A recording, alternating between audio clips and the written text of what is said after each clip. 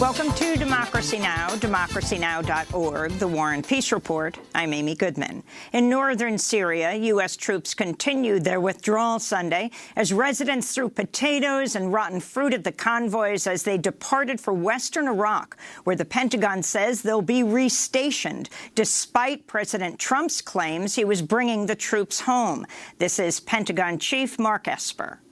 I had a discussion last week with my French counterpart, and I had a conversation with the NATO Secretary General. We both agreed on the importance of continuing the Defeat ISIS campaign. President Trump hastily ordered the withdrawal of troops from Syria after speaking on the phone with Turkish President Recep Tayyip Erdogan on October 6, clearing the way for the Turkish offensive against Kurdish-controlled areas of northern Syria. There were reports of ongoing fighting between the Turkish military and Kurdish groups over the weekend, despite a 5-day ceasefire, which ends tomorrow. The New York Times reports a top Kurdish commander has warned of a bloodbath, saying, quote, there will be ethnic cleansing. The Times also reports Erdogan is seeking to obtain a nuclear bomb. Erdogan is meeting in Sochi, Russia, with Russian President Vladimir Putin tomorrow. Over the weekend, House Speaker Nancy Pelosi led a congressional delegation to Jordan and then to Afghanistan, where she and other lawmakers highlighted their disagreement with Trump's Syria policy. Last week, U.S. lawmakers repudiated Trump's policy on Syria in a landslide bipartisan vote. U.S. Defense Secretary Mark Esper also traveled to Afghanistan Sunday in efforts to restart peace talks with the Taliban after President Trump abruptly broke off the talks last month. A series of protests have swept the globe in recent days, from South America to Asia to the Middle East. In Chile, as many as 8 people have died in widespread unrest that has rocked the country. President Sebastián Piñera has canceled the subway fee hike that initially sparked the protests, but demonstrators continue to increase with a national strike called for today. Piñera declared a state of emergency in Santiago and 5 other cities over the weekend, imposing a curfew and sending the military in the streets in response to civil unrest for the first time since dictator Augusto Pinochet's nearly 20-year regime. At least 1,400 protesters have been detained across Chile.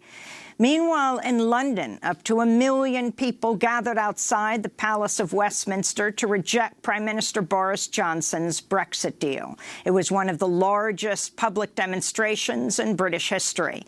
Massive anti-government protests are also growing in Lebanon, with reports of well over 1 million people pouring into the streets Sunday.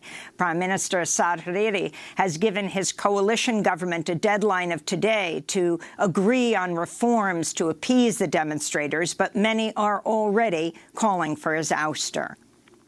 We want the 3 of them to leave, the President Michel Aoun, the Prime Minister Saad Hariri, and the Speaker Berry. If they don't leave, we will stay on the streets. We're going to sleep here. That's Lebanese protester Hiba Zubeidi. In Haiti, demonstrators are also calling for the ouster of the government there. At least 30 people have been killed in widespread unrest in recent weeks, with protesters demanding the resignation of Haitian President Jovenel Moïse. In Hong Kong, hundreds of thousands of people flooded the streets Sunday as young people continue to call for more autonomy from Beijing. In Azerbaijan, dozens of people were arrested in protest Sunday against corruption, a lack of democracy, and low salaries. In Barcelona, Spain, demonstrations continue following last week's jailing of 9 separatist leaders over Catalonia's 2017 bid for independence. And in Pakistan, thousands marched through the streets of Islamabad Sunday to express solidarity with the people of Kashmir. Today, 8 million people are victims to curfew in occupied Kashmir. After the passing of 75 days, people remain under siege at their homes. This rally is to shake the conscience of the international community so that they can pay attention to the issue and Kashmiri people can get their fundamental right to self-determination. That was protester Rajamateb Ashraf. In August, India withdrew Kashmir to semi-autonomous status, detaining thousands of people, cutting off all internet and other communications. The moves heightened tensions between the two nuclear-armed powers, India and Pakistan. At least 9 people were killed over the weekend as India and Pakistan exchanged fire over the line dividing the disputed territory. In Bolivia, the presidential election appears headed for a runoff as early results show incumbent President Evo Morales leading his opponent, former President Carlos Mesa, with less than a 10% margin. Morales is running for a 4th term in defiance of a 2-term limit set by the Constitution. Meanwhile, voters are also heading to the polls in Canada today. The brother of Honduran President Juan Orlando Hernandez was found guilty of cocaine trafficking in a New York courtroom Friday. Witnesses described corruption at the highest levels of the Honduran government, including accusations that Mexican drug lord Joaquin El Chapo Guzman gave at least $1 million in bribes to Tony Hernandez to give to his brother, the president. The trial has triggered massive protests in Honduras demanding President Hernandez's resignation. Back in the United States, President Trump has announced via Twitter that he will not hold the upcoming G7 summit at the Trump National Doral Golf Resort in Miami after massive criticism from Republicans as well as Democrats. The use of the site was widely seen as being a violation of the Constitution's anti-corruption provision, the Emoluments Clause.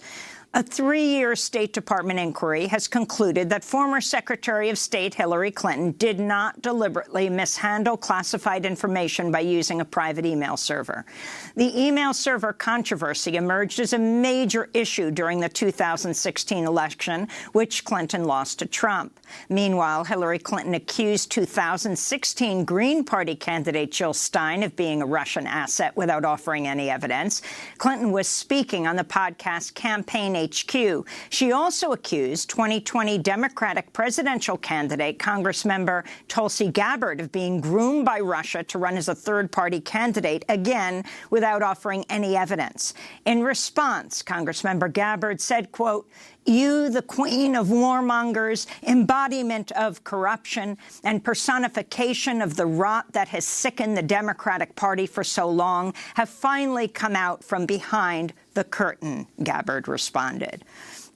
A landmark federal trial against opioid manufacturers and distributors begins today in Cleveland, Ohio. The trial comes as last-minute talks for a $50 billion settlement collapsed Friday. Now a jury will decide who should bear the cost of the opioid epidemic, which has killed at least 400,000 people over the last 2 decades. Over 2,000 cities and counties have sued manufacturers and distributors over the opioid epidemic. In Texas, a tornado raged through northern Dallas Sunday night, leaving more than 100,000 people without power.